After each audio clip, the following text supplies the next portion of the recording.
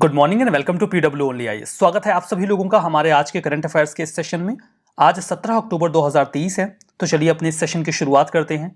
आगे बढ़ने से पहले एक कोटेशन है आपके लिए। If people are doubting how far you can go so far that you can't hear them any more. अगर कुछ लोगों को ऐसा लगता है कि आप अपने जीवन में सफल नहीं हो पाएंगे, आगे नहीं बढ़ पाएंगे, तो आपको इतना आगे बढ़ना चाहिए, इतना सफल होना चाहिए कि आप वो जो कह रहे हैं उसे सुन ही ना सके। तो आपको लगातार इसके लिए हार्डवर्क करना होगा और आगे बढ़ते रहना होगा। हमें वैसे तो कई सारे आर्टिकल्स कवर करने हैं, लेकिन उसके पहले देखेंगे कि हेडलाइंस में क्या है। द हिंदू में यहाँ फ्रंट पेज पर इलेक्टोरल बॉन्ड्स के बारे में ये पूरा मामला है। सुप्रीम कोर्ट ने अभी 5 जजेस की कॉन्स्टिट्यूशनल बेंच को ये पूरा मामला सौंप दिया है। इलेक्टोरल बॉन्ड्स क्या होते हैं? अगर किसी पर्सन को किसी एक पॉलिटिकल पार्टी को फंड करना है तो उसके लिए वो सीधा एसबीआई के पास समय समय पे जो इलेक्टोरल बॉन्ड इशू किए जाते हैं उसको एसबीआई से खरीद सकते हैं। उन्होंने मान लीजिए कि जो इलेक्टोरल बॉन्ड्स हैं ये 10,000, 1,00,000, 10,00,000, 10,00,000, 10 और 1 करोड़ के डिनोमिनेशन में आते हैं। आप जब ये इलेक्टोरल बॉन्ड खरीदते हैं तो इस पर आपका नाम कहीं भी नहीं होगा और उसके बाद आप इसे एक पॉलिटिकल पार्टी को दे दीजिए और पॉलिटिकल पार्टी जाके इसको बैंक पे भजा लेगी और वो पैसे उनको मिल जाएंगे। काफ़ी एनोनिमिटी मेंटेन की जाती है। किसने खरीदा इलेक्टोरल बॉन्ड और किस पार्टी को दिया ये किसी को पता नहीं चलेगा। इसके अगेंस्ट में प्ली की गई है कि जो एनोनिमिटी है ये एक्चुअली में करप्शन कॉज करेगी, क्योंकि देखो जो रूलिंग पार्टी है वो तो पता कर ही लेगी कि कौन सा बॉन्ड किसके लिए इशू हुआ है, बट एक्चुअली में इलेक्टोरल बॉन्ड से जो डोनेशन दिया जा रहा है वो 95% एक ही पार्टी को दिया जा रहा है और राइट नाउ पॉसिबली वो रूलिंग पार्टी है। तो इसके ऊपर काफ़ी ज़्यादा डाउट्स रेज किए जा रहे हैं। तो सुप्रीम कोर्ट ने अभी 5 जजेस की बेंच को ये पूरा मामला दे दिया और 31 अक्टूबर विल बी द डेट जब इसकी सुनवाई की जाएगी। बिल्कुल इसके पड़ोस में एक आर्टिकल है that is associated with Nithari killing या निठारी हत्याकांड। कई बार कुछ न्यूज़ आर्टिकल्स को पढ़ के बड़ा डिसअपॉइंटमेंट होता है। लगता है कि कैसे ही इंडिया का क्रिमिनल जस्टिस सिस्टम वर्क कर रहा है। मुझे नहीं पता आपने निठारी हत्याकांड के बारे में सुना है या नहीं है, लेकिन 2006 का ये वो समय था जब इंडिया में इससे बड़ी कोई न्यूज़ नहीं थी। 2006 में खबर ये आई कि एक कोठी है जिसका ओनर है मुनिंदर सिंह पंढेर और उसका नौकर है सुरिंदर कोली। ये दोनों आसपास के बच्चों को किडनैप करते हैं, स्पेसिफिकली बच्चियों को।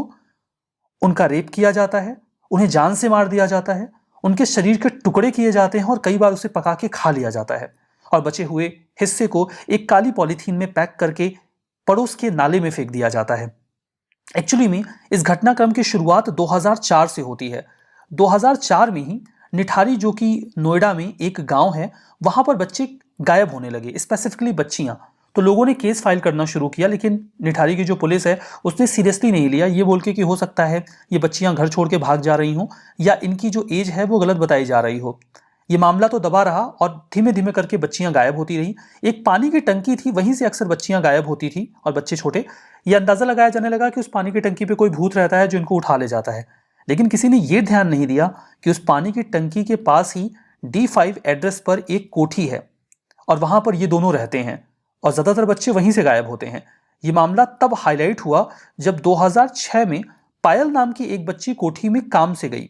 वो रिक्शे से गई थी। उसने रिक्शे वाले को बोला कि मैं आके पैसे दे रही हूँ। रिक्शे वाला खड़ा होकर इंतजार करता रहा, लेकिन वो बच्ची बाहर नहीं आई। उसने दरवाजा खटखटाया तो जो नौकर था सुरिंदर कोहली वो बाहर निकला। उसने बोला बच्ची तो कब की चली गई? उसने बोला वो नहीं गई है, मैं यहीं पे खड़ा था। उसने बोला नहीं वो चली गई। तो वो उस बच्ची के घर पे गया पैसा लेने। उसने देखा बच्ची वहां पे भी नहीं आई है, तो उसने पिता को सारी बात बताई कि मैं वहीं पे खड़ा था, बच्ची उस कोठी के बाहर निकली ही नहीं है। पिताजी ने जाकर केस फाइल किया। बड़ी जद्दोजहद के बाद FIR फाइल हुई, काफी हल्ला हुआ। पुलिस ने सुरिंदर कोहली जो नौकर था उसको पकड़ा तो उसने ये कबूल किया कि जो बच्ची घर में आई उसने उसका रेप किया। उसके बाद उन लोगों ने उसे जान से मार दिया और उसकी डेड बॉडी को पीछे के नाले में फेंक दिया। उसके कबूलनामे के बाद जब नाले की जांच पड़ताल की गई वहां से डेड बॉडी रिकवर करने के लिए, तो वहां पे बहुत सारे बच्चों की हड्डियां मिली, उनके बैग्स मिले, किताबें मिली। बहुत हल्ला मचा। उसके बाद पूरा मामला CBI को दिया गया और CBI ने इस पूरे मामले की जांच पड़ताल की तो इन दोनों को दोषी पाया। जो मुनिंदर सिंह पंढेर है, सुरिंदर कोहली है, दोनों को जो CBI की एक स्पेशल कोर्ट थी उसने फांसी की सजा भी सुना दी, लेकिन उन लोगों ने प्ली की और केस आगे बढ़ गया। और अभी जो न्यूज आई है वो ये है कि इलाहाबाद हाई कोर्ट ने जो कोठी का मालिक था मुनिंदर सिंह पंढेर, उसे 12 के 12 केसेस में, देखो कई सारे केसेस बनाए गए थे, 12 के 12 केसेस जो उसके खिलाफ थे उसमें बरी कर दिया, ये बोल के खुद डिसअपॉइंटमेंट दिखाते हुए कि बहुत ही बेकार तरीके से इन्वेस्टिगेशन की गई है और सारा केस जो नौकर है सुरिंदर कोहली उसके बयान के ऊपर बेस्ड है। और उसको भी सही तरीके से नहीं रिकॉर्ड किया गया है। तो इस कमी की वजह से इस पूरे मामले को इन्होंने अभी साइडलाइन कर दिया। सुरेंद्र कोहली, उसको भी 2 केसेस में बरी कर दिया गया। हालांकि एक केस में आई होप की फांसी की सजा अभी भी बनी हुई है, क्योंकि इस केस की डिटेल अभी भी पूरी तरीके से पब्लिक नहीं की गई है। अब पूरी जो डिटेल है वो पब्लिक होगी तो क्लियर होगा कि पूरा मामला क्या निकल के आया। बट पॉसिबली जो सुरेंद्र कोहली नौकर है, एक केस में अभी भी उसकी फांसी की सजा बरकरार है। लेकिन एक्चुअली में अगर इन दोनों को बरी कर दिया जाएगा तो ये जो 19 बच्चे और बाकी के लोगों को मारा गया जान से, उनको मारा किसने, ये पूरा मामला क्लियर कैसे होगा? तो काफी डिसअपॉइंटमेंट होता है कुछ न्यूज को पढ़ के। और ये न्यूज बिल्कुल वैसी है निठारी हत्याकांड की। तो ये तो द हिंदू के फ्रंट पेज पर है। यहां पर इंडियन एक्सप्रेस में वही गाजा की न्यूज है पुरानी, कि वहां पे सिचुएशन क्या बनी हुई है। तो चलिए फिर अब आगे बढ़ते हैं और अपने जो आर्टिकल्स हैं उन्हें कवर करते हैं। तो ये जो हमारा आर्टिकल है that is on sinking islands. NGT ने यानी कि नेशनल ग्रीन ट्रिब्यूनल ने अभी कोस्टल जोन अथॉरिटीज से ये कहा कि हमने जो एक्सपर्ट्स का एक पैनल बनाया था उन्होंने रिकमेंडेशंस दी हैं और आप इन रिकमेंडेशंस को इंटीग्रेट कर लीजिए। अब आपको मे भी समझ में ना आया हो कि एक्चुअली में इस आर्टिकल में क्या है, तो मैं आपको बताता हूं।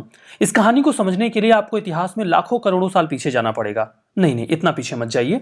आप इसी साल के मार्च के महीने में चले जाइए। मार्च 19 2023 को द हिंदू में एक आर्टिकल पब्लिश हुआ। उस आर्टिकल का टाइटल था इंडियाज सिंकिंग आइलैंड्स। अब इस आर्टिकल के ऊपर निगाह पड़ गई एनजीटी की, नेशनल ग्रीन ट्रिब्यूनल की। नेशनल ग्रीन ट्रिब्यूनल एक ऐसा ट्रिब्यूनल है जो एनवायरमेंटल इश्यूज पर आए किसी भी केस को विद इन 6 मंथ निपटाता है। वैसे तो इनका काम एनवायरमेंटल इश्यूज को निपटाना है, लेकिन कई बार ये क्रांतिकारी कदम उठाते हुए किसी अखबार की न्यूज को पकड़ के भी मामला रेस कर लेते हैं। इन्होंने मामला रेस किया। इनको लगा क्या सच में आइलैंड डूब रहा है क्या? इन्होंने कहा हमको तो समझ में आ नहीं रहा है, लाओ एक एक्सपर्ट्स का पैनल बना देते हैं, उनको बोलते हैं कि आप जांच पड़ताल करो। तो इन्होंने द हिंदू का आर्टिकल पकड़ के इस पूरे मामले का सुओ मोटो कॉग्निजेंस ले लिया, मतलब इसको स्वतः ही संज्ञान में ले लिया। और जब इन्होंने संज्ञान में लिया तो इन्होंने एक एक्सपर्ट्स का पैनल बना दिया और इनसे कहा कि आप देखो कि आइलैंड्स का क्या हाल चाल है। एक्सपर्ट्स का जो पैनल था उन्होंने पूरे मामले की जांच पड़ताल की और उन्होंने पाया कि सी लेवल राइज की वजह से सच में जो हमारे आइलैंड्स हैं उनको खतरा है। तो एनजीटी ने पूछा कि भैया खतरा किन किन बातों से है ये भी बता दो। इन्होंने कहा देखिए पहली बात तो जो सी लेवल राइज हो रहा है उससे खतरा है। जब सी लेवल का राइज होगा पैरेलली अनसीजनल साइक्लोनिक स्टॉर्म्स भी क्रिएट हो रहे हैं, that is because of the climate change. Sea erosion हो रहा है, आसपास की जो जमीन है वो इरोड हो रही है आइलैंड्स की, और जो डेवलपमेंटल प्रोजेक्ट्स हैं उनसे भी नुकसान हो रहा है। तो ऐसे मामले उन्होंने बिल्कुल अच्छी तरीके से प्लॉट किए। तो एनजीटी ने यह देखा कि जो पैनल की रिपोर्ट है उसमें बहुत सारे मुद्दों को हाईलाइट किया गया है और इन मुद्दों को इंप्लीमेंट करना होगा। लेकिन अब इसको इंप्लीमेंट कौन करेगा? अब एनजीटी खुद ही तो इंप्लीमेंट नहीं कर देगा ना। तो एनजीटी ने कहा देखो जो कोस्ट वाला एरिया है उसको हमें पहले बचाना पड़ेगा। तो जो कोस्टल जोन मैनेजमेंट अथॉरिटीज थी उनको बोला गया कि आप इत्मीनान से ये जो रिकमेंडेशंस दी गई हैं इस एक्सपर्ट के पैनल के द्वारा उसको इंप्लीमेंट करो, इनकॉर्पोरेट करो। यही है पूरा मामला। इन ब्रीफ मैं कहूं तो यहां पर एनजीटी ने द हिंदू का एक आर्टिकल पढ़ लिया और द हिंदू का एक आर्टिकल पढ़ने के बाद इन्होंने एक्सपर्ट्स का एक पैनल बनाया। एक्सपर्ट्स के पैनल ने रिकमेंडेशन दी और उस रिकमेंडेशन के लिए इन्होंने कोस्टल जोन मैनेजमेंट अथॉरिटी को पकड़ लिया। किसने?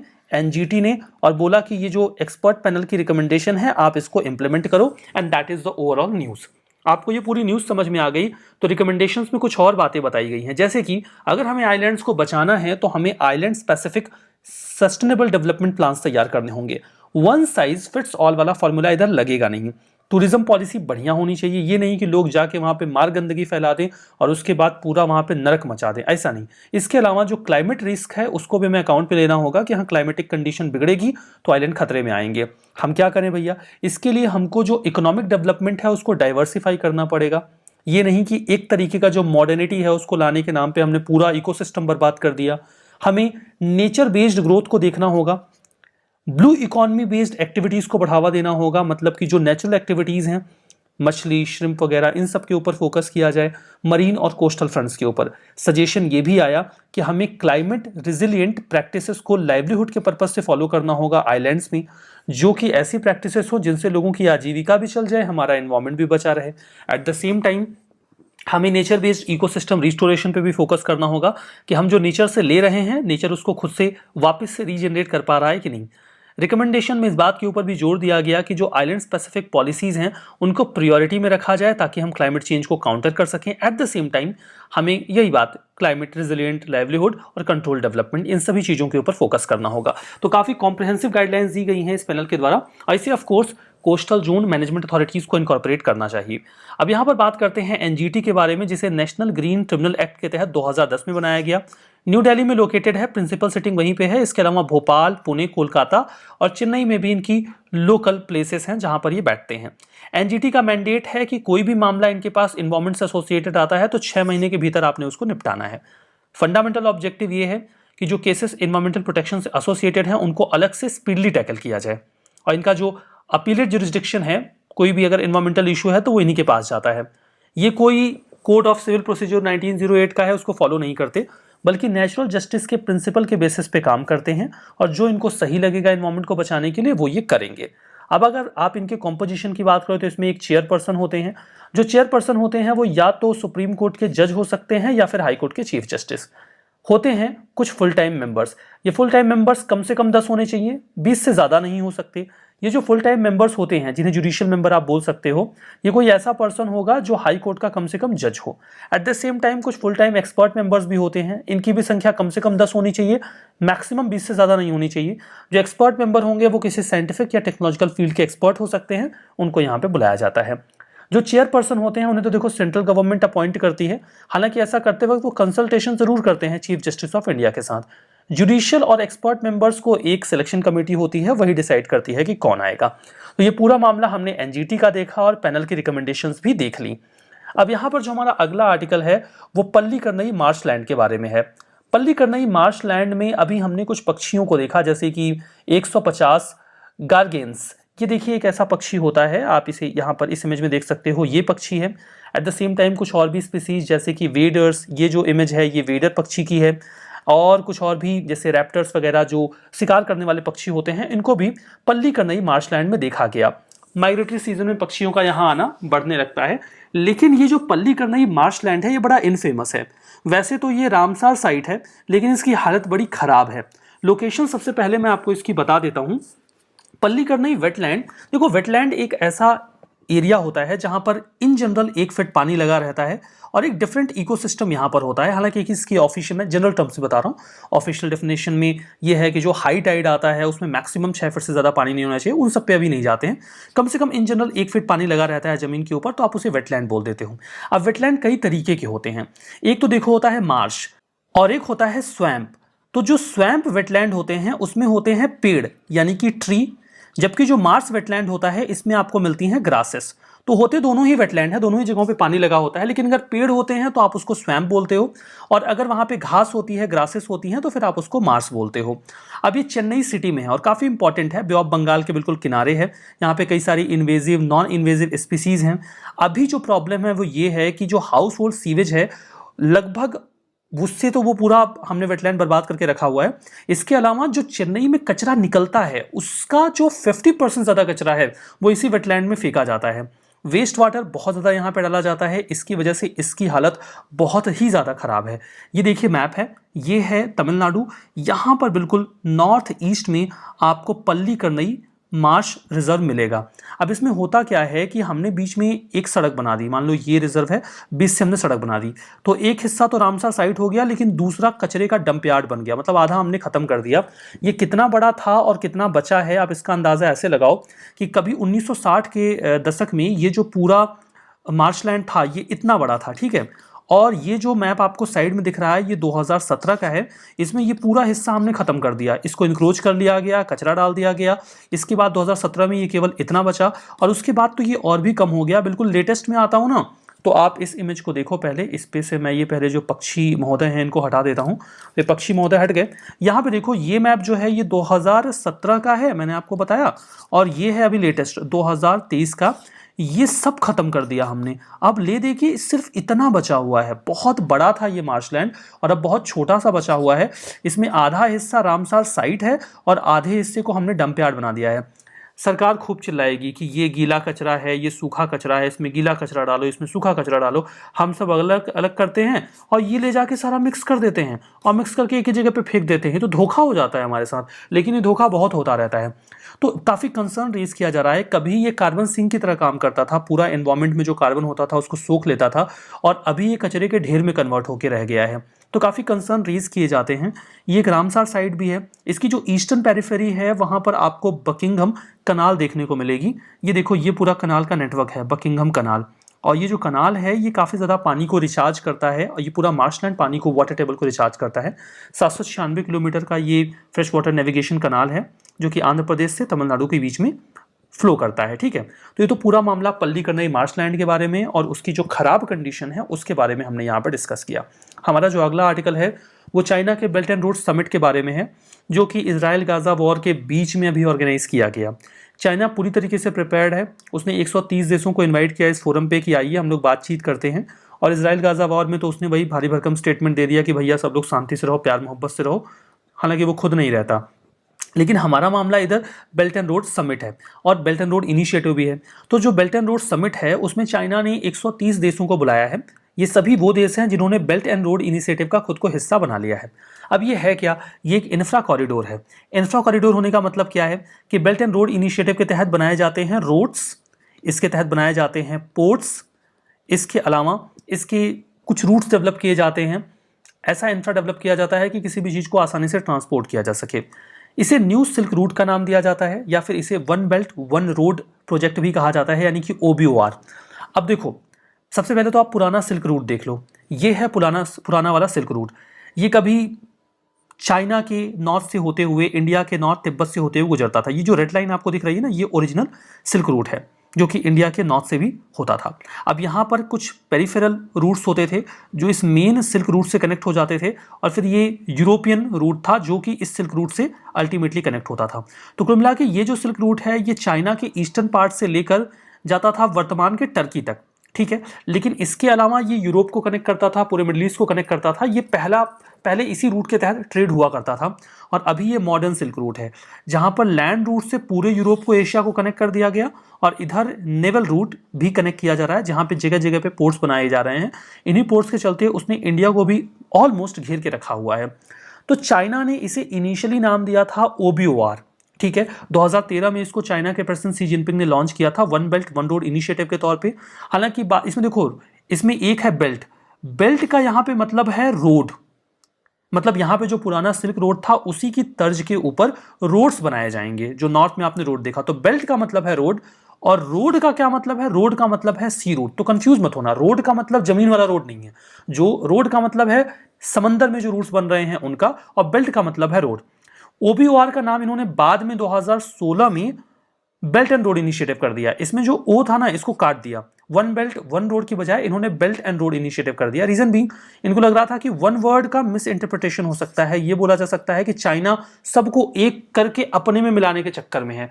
हालांकि चाइनीज मीडिया अभी भी इसे वन बेल्ट वन रोड ही बोलती है, बट चाइना ऑफिशियली इसे OBOR की जगह बेल्ट एंड रोड इनिशिएटिव बोलता है। ठीक है, तो यहां पर अब हम आगे बढ़ेंगे। हमारा जो अगला आर्टिकल है वो यूरोपियन यूनियन के लीडर्स ने अभी एक समिट होल्ड करी है वेस्टर्न बाल्कन नेशंस के साथ। प्लान ये है कि हो सकता है इनको EU का मेंबर बना लिया जाए। जो यूरोपियन यूनियन के मेंबर्स हैं उन्होंने बाल्कन मेंबर्स के साथ मुलाकात करी अल्बानिया की कैपिटल में। आज ही के दिन उनकी मुलाकात हो रही है, और डिस्कशन इस बात के ऊपर रहा कि ये 6 कंट्रीज जो हैं इस रीजन की, क्या उनको यूरोपियन यूनियन की मेंबरशिप दे दी जाए क्या। देखो, यूरोपियन यूनियन के जो लीडर्स हैं उन्होंने एक न्यू ग्रोथ प्लान ऑफर किया है इन 6 बाल्कन कंट्रीज को, इसके पहले कि इन्हें ऑफिशियली EU का पार्ट बनाया जाए। थोड़े थोड़े कंसेशंस दिए जा रहे हैं। इनको बोला गया कि आप अपने मार्केट में अच्छी तरीके से रिफॉर्म करो, और तब तक हम आपको EU के मार्केट की एक्सेस देंगे। अगर आप लोग बढ़िया तरीके से काम करोगे, अच्छे से परफॉर्म करोगे, तो फुल फ्लेज मेंबरशिप एकदम मुफ्त में आपको दे दी जाएगी। लेकिन पहले काम करके दिखाओ। अभी 6 देश कौन से हैं? ये हैं Albania, Bosnia, Kosovo, Montenegro, North Macedonia और सर्बिया। ठीक है। अब पहले मैं आपको इनका जो लोकेशन है वो दिखा देता हूं। पहले मैं आपको बाल्कन कंट्रीज के बारे में बता देता हूं। देखो ये है यूरोपियन यूनियन, ठीक है, ये यूरोप की कंट्रीज हैं और ये है हमारा बाल्कन पेनिनसुला। पेनिनसुला एक ऐसी लैंड बॉडी होती है जो तीन तरफ से पानी से घिरी होती है। जैसे देखो ये है बाल्कन पेनिनसुला, तो ये बाल्कन पेनिनसुला आपको दिख रहा है कि ये तीन तरफ से पानी से घिरा हुआ है, तो इसीलिए इसको पेनिनसुला बोलते हैं। इसमें कई सारे देश आते हैं बाल्कन पेनिनसुला पे और ये बहुत छोटे छोटे हैं, इसीलिए यहाँ से एक टर्म निकला है बाल्कनाइजेशन। अगर आपको किसी कंट्री को छोटे छोटे हिस्सों में तोड़ देना हो तो उसे कहा जाता है बाल्कनाइजेशन, क्योंकि जो बाल्कन पेनिनसुला है यहाँ पर बहुत सारे छोटे छोटे देश हैं। अब यहाँ पे कौन कौन से देश हैं देखो, हंगरी है, क्रोएशिया है, बोस्निया एंड हर्जेगोविना, सर्बिया, यहाँ पे कोसोवो है, ये मोंटेनीग्रो है, ये नॉर्थ मैसिडोनिया है जिसका नाम पहले मैसिडोनिया था, अभी इन्होंने नॉर्थ मैसिडोनिया रख दिया, ये अल्बानिया है, ये ग्रीस है, बल्गारिया है, रोमानिया है। अब इसमें देखो कौन से 6 देश हैं जिनको ईयू की मेंबरशिप मिलने की पूरी संभावना बन रही है।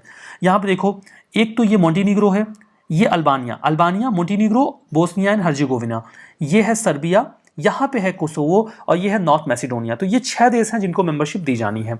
ये मेंबरशिप काफ़ी ज़रूरी है। इसके बैकग्राउंड में रशिया यूक्रेन वॉर इफेक्टिव है, क्योंकि रशिया का जो एक एग्रेसिव नज़रिया है उसके चलते जो यूरोपियन कंट्रीज़ हैं वो इन कंट्रीज़ को इंटीग्रेट करना चाहती हैं ताकि ये रशिया के प्रभाव में ना जाए। देखो 2013 में क्रोएशिया वो लास्ट मेंबर था जिसने ईयू को ज्वाइन किया था। क्रोएशिया की लोकेशन मैं आपको दिखा दूं मैप में, देखो ये है क्रोएशिया, ये लास्ट कंट्री थी जिसने 2013 में ईयू ज्वाइन किया। उसके बाद से ईयू में कोई नया मेंबर गया नहीं है, नया मेंबर तो नहीं गया, और ब्रेक्जिट के बाद जो ब्रिटेन है वो जरूर ईयू के बाहर चला गया। अब देखो ईयू की बात करते हैं तो यूरोपियन यूनियन एक यूनिफाइड यूनियन है सॉवरेन कंट्रीज का, जो एक साथ मिलकर आए कि हम लोग कॉमन पॉलिसीज बनाएंगे। वो कॉमन पॉलिसीज इकोनॉमिक, सोशल और पॉलिटिकल तीनों तरीके की होंगी। इन्होंने एक सिंगल मार्केट डेवलप किया जहां पे लोग, सामान, सर्विसेज ये बिना किसी बॉर्डर के मूव कर सकते हैं। ये कॉमन ट्रेड और एग्रीकल्चर पॉलिसीज भी बनाते हैं। हेडक्वार्टर्ड है बेल्जियम के ब्रुसेल्स में। तो ये तो पूरी बातें हमने ईयू के बारे में की। अब इसके अलावा ईयू के फॉर्मेशन की बात करते हैं तो 1993 में फॉर्मली इसे मैस्ट्रिक्ट ट्रीटी के तहत बनाया गया और यूरो को इन सब में से कई सारे देशों ने अपनी करेंसी के तौर पे एक्सेप्ट किया। ईयू में वैसे तो 27 मेंबर हैं, लेकिन उनमें से 19 ईयू जो यूरो है उसको एज ए करेंसी एक्सेप्ट करते हैं और इन 19 देशों के ग्रुप को यूरो जोन कहा जाता है। कई सारी कंट्रीज ने 2004 में तो कुछ ने 2007 में ईयू को ज्वाइन किया। लिस्बन ट्रीटी जो 2009 में आई, उसके बाद जो यूरोपियन पार्लियामेंट है ईयू की, उसको इंटरनेशनल ट्रीटी साइन करने का राइट दे दिया गया, मतलब ताकतवर बना दिया गया। यूके ने 31 जनवरी 2030 को खुद को ईयू के बाहर कर लिया और अब कह रहे हैं कि इससे जो यूके है उसकी इकोनॉमी को लॉस ही हुआ है, फायदा नहीं हुआ है। तो ये तो हमने पूरा इस समिट के बारे में डिस्कस किया। हमारे यहाँ पे जो अगला आर्टिकल है वो होलसेल प्राइस इंडेक्स के बारे में है। होलसेल प्राइस इंडेक्स क्या है? जो चीजें इकट्ठी खरीदी जाती हैं बोरी बोरी भर के, वो सस्ती मिल रही हैं कि महंगी मिल रही हैं, उसका इंडेक्स तैयार करते हैं, बोलते हैं wholesale price index.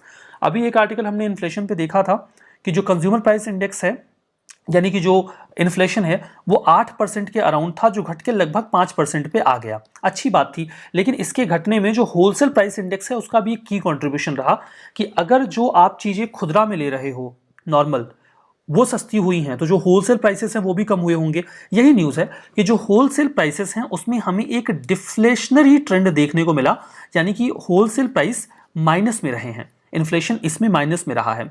Global oil और गैस के प्राइसेस बढ़े हैं, जिससे इन्फ्लेशन क्रूड पेट्रोलियम और नेचुरल गैस में तो बढ़ा, लेकिन होलसेल प्राइस इंडेक्स फिर भी हमें कम देखने को मिल रहा है। That is because of the food prices.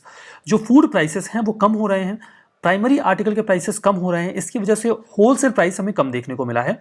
Commerce and industry ministry ने ये जो डिफ्लेशनरी ट्रेंड है इसको अलग अलग सेक्टर्स के लिए इवेल्युएट करके बताया भी, और इसकी वजह से जो कंज्यूमर प्राइस इंडेक्स था और होलसेल इन्फ्लेशन था उसके गैप में भी हमें कमी देखने को मिली है। डिफ्लेशन हो सकता है कि आने वाले महीनों में भी रहे और इन्फ्लेशन ओवरऑल कंट्रोल में रहेगा। अगर हम WPI की बात करें, होलसेल प्राइस इंडेक्स की, तो इसे देखो, ये देखा जाता है कि जो सामान बल्क में बेचा खरीदा जा रहा है उसके प्राइसेस में क्या ट्रेंड चल रहा है। ऑफिस ऑफ इकोनॉमिक एडवाइजर जो ministry of commerce and industry के तहत आते हैं वो इसे यहाँ पर पब्लिश करते हैं। मोस्टली इसे इन्फ्लेशन के इंडिकेटर के तौर पे इंडिया में एक्सेप्ट किया जाता है। हालांकि क्रिटिसिज्म ये होता है कि इंडिया में लोग बल्क में चीज़ें नहीं खरीदते ना, वो तो खुदरा में लेते हैं, छोटी छोटी चीज़ें खरीदते हैं। यहाँ पे जो बेस ईयर इस्तेमाल किया जाता है वो पहले तो देखो 2004-05 था, बाकी हमने 2017 में इसको अपडेट करके 2011-12 कर दिया। अगर आपको समझ में ना आया हो तो सीधी सी बात है कि मैं कह रहा हूँ कि आप पढ़ने में बहुत तेज हो। किससे तेज हो? अपने चचा के लड़के से तेज हो। तो कंपैरिजन पॉइंट क्या है? आपके चचा के लड़के। तो यहाँ पर जो कंपैरिजन पॉइंट आपने रखा वो बेस हो गया। हम कह रहे हैं महंगाई बढ़ गई, महंगाई बढ़ गई, कब कैसे बढ़ गई, कब से बढ़ गई? तो हाँ भैया पिछले साल से बढ़ गई। तो पिछला साल जो सामान मिल रहा था वो इस साल से सस्ता था, तो फिर महंगाई बढ़ गई। तो पिछला साल बेस ईयर हो गया। अब सरकार हर पिछले साल को बेस ईयर बना के कैलकुलेशन करती रहेगी तो फिर तो बेस ईयर बदलती रहेगी। तो सरकार एक स्टेबल ईयर को बेस ईयर मान लेती है। तो 2011-12 हमारा बेस ईयर है WPI के लिए। WPI हर महीने के 14वें दिन रिलीज किया जाता है। तो ये तो पूरा मामला हमने यहाँ पे देख ही लिया है। WPI में देखो 3 मेन कैटेगरी ऑफ गुड्स होते हैं जो कवर होते हैं। मैन्युफैक्चर गुड्स, इसमें केमिकल्स, कपड़े, टेक्सटाइल आ जाता है। प्राइमरी गुड्स में food and non food articles आते हैं। फ्यूल एंड पावर में गैसोलीन, पेट्रोल और LPG आ जाता है। तो यहाँ पे बल्क में क्या खर्चा आ रहा है वो हम इवेलुएट करते हैं। चलिए यहाँ पे कुछ क्वेश्चंस हैं आपके लिए एंड आई होप कि आप इसे आंसर करेंगे। पहला क्वेश्चन तो NGT के बारे में है। 2012 में UPSC ने पूछा था और यहाँ पूछा गया है कि national green tribunal act 2010 was enacted in consonance with which of the following provision of Constitution of India? हमारे कॉन्स्टिट्यूशन के किस पार्ट को फॉलो करते हुए NGT एक्ट हमने बनाया? पहला राइट टू हेल्दी इन्वायरमेंट जो कि राइट टू लाइफ का पार्ट है अंडर आर्टिकल 21। दूसरा provision of grants for raising the level of administration in the scheduled areas for the welfare of scheduled tribes under article 275(1) यानी कि scheduled area के administration को better करने के लिए। और तीसरा power and functions of gram सभा जैसा कि मेंशन किया गया है 2043A में। क्या इसके लिए NGT बनाया? तो किसके लिए बनाया, किसके लिए नहीं बनाया, आपके ऊपर है और मुझे पता है आप कमेंट बॉक्स में इस क्वेश्चन को आंसर करोगे। एक और क्वेश्चन आपसे पूछता हूँ, 2011 का क्वेश्चन है। With reference to India, Didwana, Kuchaman, Sargol और खातू, ये जो नेम्स हैं ये एक्चुअली में किस थी, क्या है? ये ग्लेशियर है, मैंग्रोव एरिया है, रामसार साइट है, सलाइन लेक है, क्या है जी बताओ। तो ये दोनों क्वेश्चंस आपको कमेंट बॉक्स में आंसर करने हैं। और जो कल मैंने आपसे क्वेश्चन पूछा था उसका आंसर आपको कहाँ मिलेगा वो मिलेगा आपको टेलीग्राम चैनल में। मेरा जो टेलीग्राम चैनल है उसका लिंक आपको एक पिंड कमेंट होगा उसमें मिल जाएगा, उस पर क्लिक करना, टेलीग्राम पे पहुंच जाओगे, उसको ज्वाइन कर लेना। बहुत सारे लोगों ने ऑलरेडी उसको ज्वाइन करके रखा हुआ है। वहां पे जो मैंने पिछले दिन आपसे MCQs पूछे थे उसका आंसर मिल जाएगा। इस सेशन की PDF मिल जाएगी जिसको डाउनलोड करके आप रिविजन करोगे और तभी आपके करंट अफेयर्स में आपको मजा आएगा। नहीं तो आप पढ़ते जाओगे, भूलते जाओगे और सब बेकार हो जाएगा। तो बेकार नहीं करना तो रिवीजन करिए और इसके लिए टेलीग्राम चैनल ज्वाइन कर लीजिए। ये सेशन यहाँ पे खत्म होता है और मैं उम्मीद करता हूँ कि ये सेशन आपको मजेदार लगा होगा, फायदेमंद लगा होगा। तो फिर मिलेंगे आपसे अगले सेशन में अगले दिन। तब तक के लिए बहुत बहुत धन्यवाद।